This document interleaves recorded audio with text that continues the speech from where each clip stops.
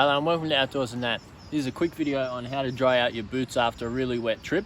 So I just walked up Swampy Creek and you can check that video out over there. And I was up to my knees in water quite a lot of the time. So my boots, they're full leather, they're completely soaked. I can probably tip some more water out of them like that. There we go. So how am I going to dry these out? Well, I want to dry them out as slow as possible, and that way the leather will not shrink very quickly. Once they're nearly dry as well, I'll give them a coat of wax to just soften up that leather and keep it supple.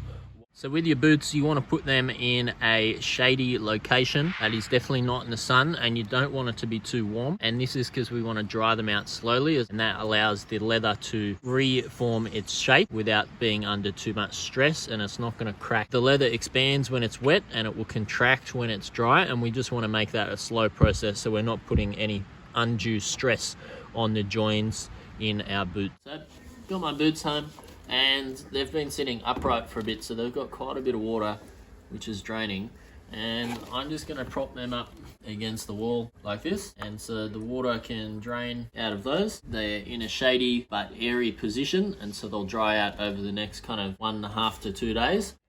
Alright, so here we are on day 3, and the boots are now damp but not wet. I'm going to wear them around for a few hours to help dry them out and keep that weather warm and moving. That will really help keeping the shape correct for my feet. So I've just worn these boots around for a couple of hours, and they're nearly dry. They're just a little bit damp at the very top of the leather and on the inside a touch.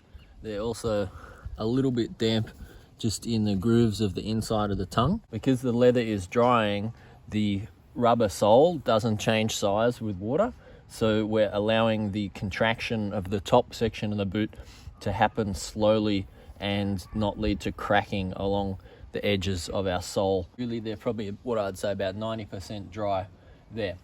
The other thing, if we look at this close up, all the top coating of previous layers of wax and conditioner for the leather has worn off, and there's still a little bit in the areas that haven't been worn as much, but where we had the abrasive action of the rocks and the stream and the water, then that has taken that surface coating off. So I'm now going to give these a really good lather up in wax.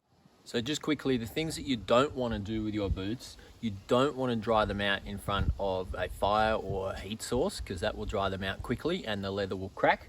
And we also don't want to leave them just sitting wet in a cold, damp spot, because that will lead to hydrolysis of the sole. So we'll start with some dubbin, then we'll put on some Nikwax as the top coat, and I'm just going to rub this in with a clean cloth. Then I'll give it a little bit of a brush and a buff to finish that off.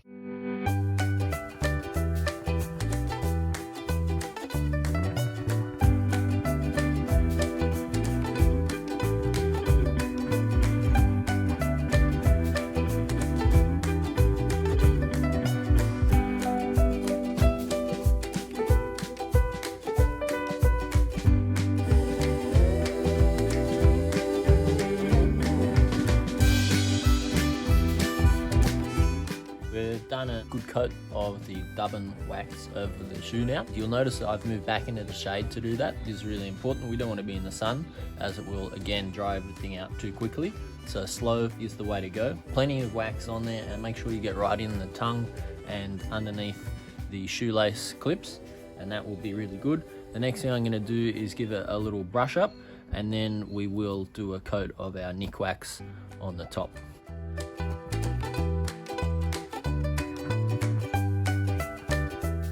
So the brush will show you as well if you missed any bits. It smooths out the wax layer, and so I'm just going to go back and put a couple more dabs of the wax on there to fill in any gaps that I might have missed around the shoe.